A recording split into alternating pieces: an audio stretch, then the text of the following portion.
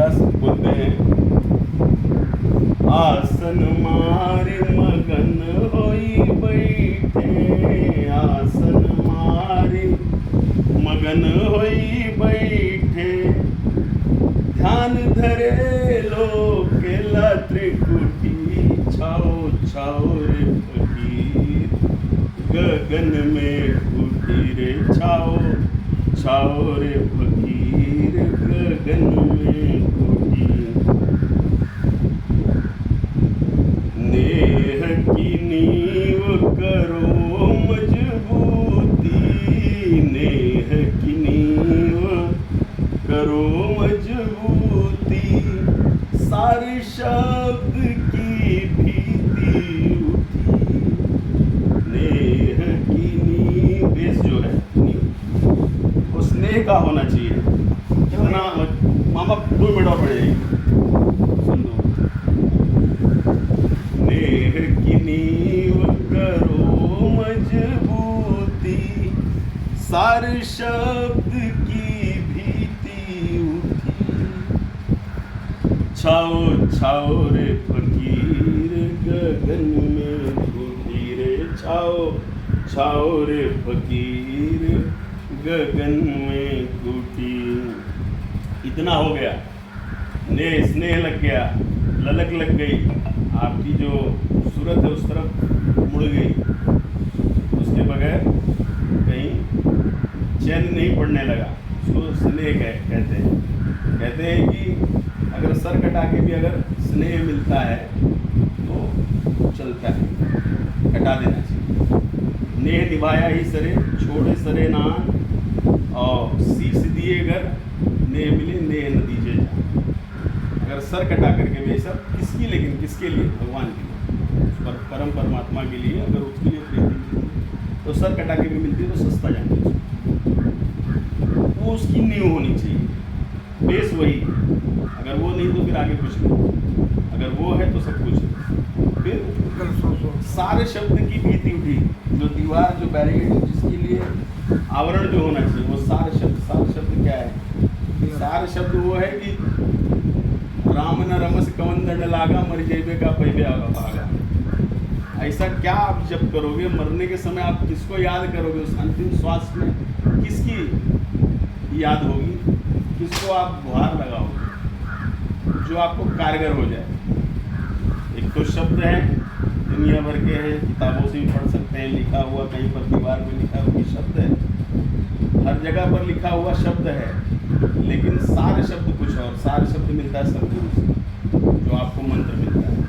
वो मंत्र उस शब्द का काम करता है, जैसे कि कारतूस में जो कारतूस का जो प्रॉपर्टीज होता है, अगर उसको हाथ से ऐसे उठा करके दीवार पे फेंकेंगे तो ब्लास्ट नहीं होगा, कुछ होगा नहीं उसमें। लेकिन उसी कारतूस वही रहेगा। अगर बंदूक में भर करके अगर उसको फायर करेंगे तो सामने दीवार फट जाएगी, इतना उसमें पावर रहता है। तो ऐसे ही सारे शब्द, कारतूस वही है, शब्द वही है, मंत्र वही है, मगर सदगुरु रूपी बंदूक में डाल करके उसके बाद उसका असर होता है। तो अगर वो सदगुरु से जो है अगर वो मंत्र मिलता है तो सारे शब्द में बदल जाता है। तो सारे शब्द की भीति बनी,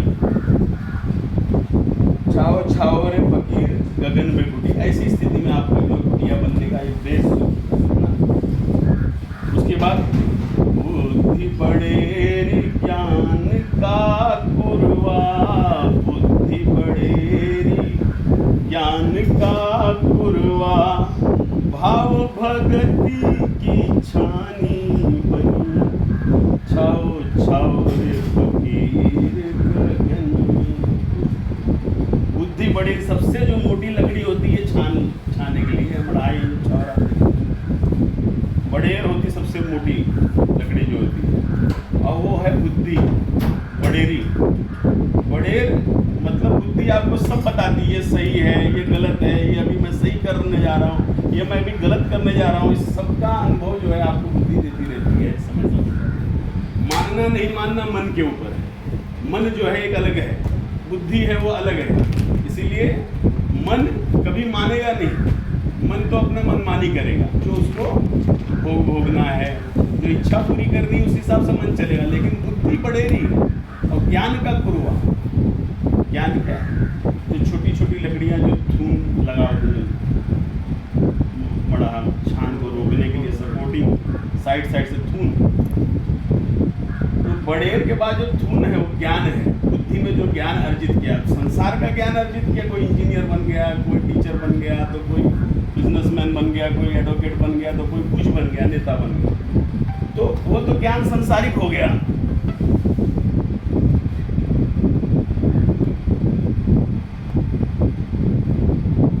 वो ज्ञान संसारिक है, उसको ज्ञान नहीं कहा गया।